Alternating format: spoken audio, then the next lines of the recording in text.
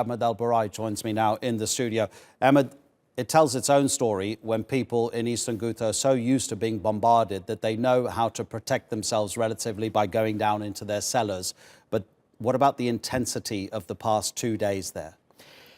Actually, Adnan, in the past few days, few months, let's say, the intensity is unprecedented. The regime and the Russian ally are determined to go ahead with their operation. It reminds me with the Aleppo scenario 2016. And Lavrov recently stated that they are intending to do the same thing with the rebels. They want to evict them from eastern Ghouta and move them maybe to Idlib.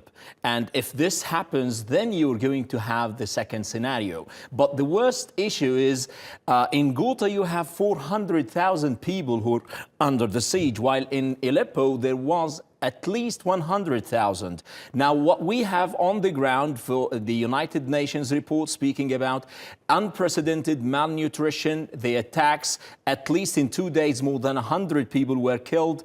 They're attacking bakery, they're attacking infrastructure, which is not available. So the people can hardly find food, water, electricity. You can imagine how the conditions are there, and that is the problem of the international community, who does nothing but condemnation, and it's a de-escalation zone. That's the other irony, the paradox of what we're living now. It is literally an escalation zone, and things can get worse and worse. What are the relative strengths of the opposing forces there? If the regime were to launch a final attack to try to retake eastern Ghouta, does the regime have the strength to be able to claim a definitive victory? The forces on the ground are three major rebel forces. The first one is Jaysh al-Islam, Faylaq al-Rahman, and part of Hayat Tahrir al-Sham that is in control of Idlib right now.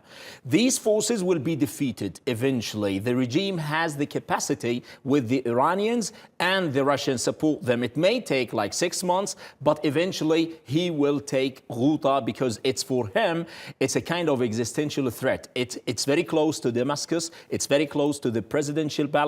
They will not allow them to stay there, and that indicates how the intensifying of the hostilities, atrocities in the past few days, that they are moving on. The build-up of the military, the Syrian army are going there with their heavy artillery. Now, this is the first thing. If this happens, as I told you, they will be defeated. The scenario is to evacuate them to Idlib.